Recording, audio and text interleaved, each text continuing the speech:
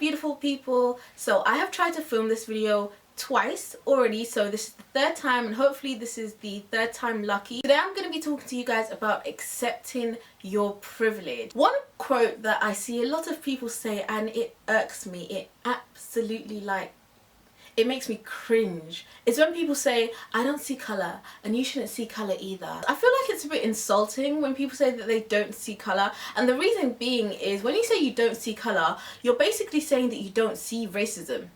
And the reason why you can say that you don't see colour and you have the privilege to say that you don't see colour is because maybe you haven't experienced racism yet, and you can be black, white, Asian and not have experienced racism before, which makes you feel, you know what, if I haven't experienced it, then that means that it probably doesn't really exist. Racism is dead, so we shouldn't see colour. We're all humans.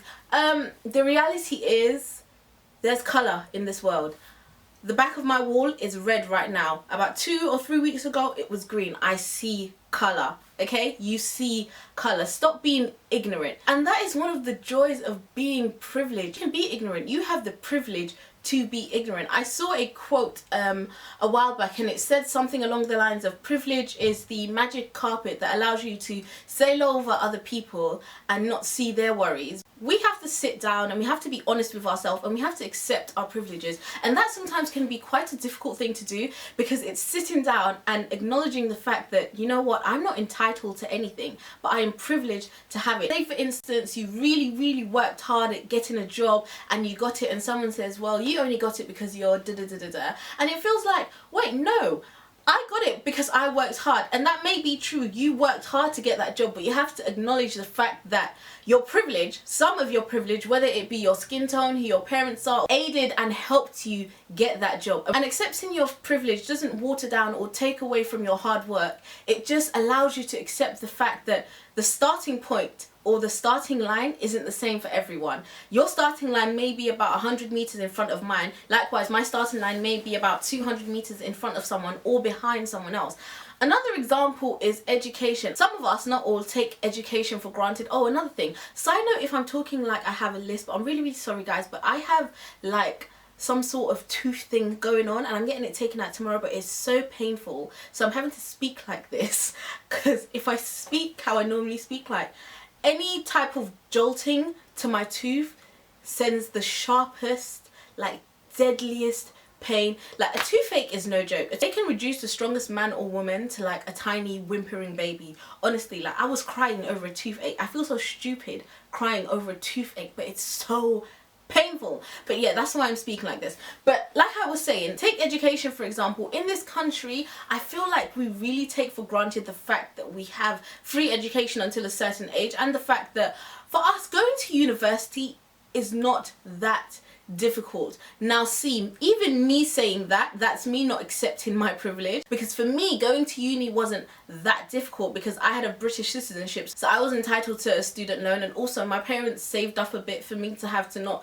take the full amount of student loan. For someone else who could be in the same situation as me, they may have lived in the UK for 10 years and they can't go to uni because they can't get student finance or because their parents haven't saved up. So me saying, oh, it's kind of easy to go to uni when you live in the UK, that's me not accepting the fact that I am privileged at the fact that I have a British citizenship and I can get student finance and get to university. This current European refugee or migrant situation really hit my heart, because I myself am a refugee. Because I've been in this country so long, I kind of forgot how hard it was when I initially came to this country. Like, it is so hard. Number one, especially when you're a young child, kids in the UK can be so cruel, even adults can be so cruel, and the kind of sacrifices that my parents had to make for me to come here. I literally remember when I first came to this country, we were staying in like a B&B and you could only be in there for a certain amount of hours, so it was like only in the morning and only in the afternoon, so like in the middle we had to come out,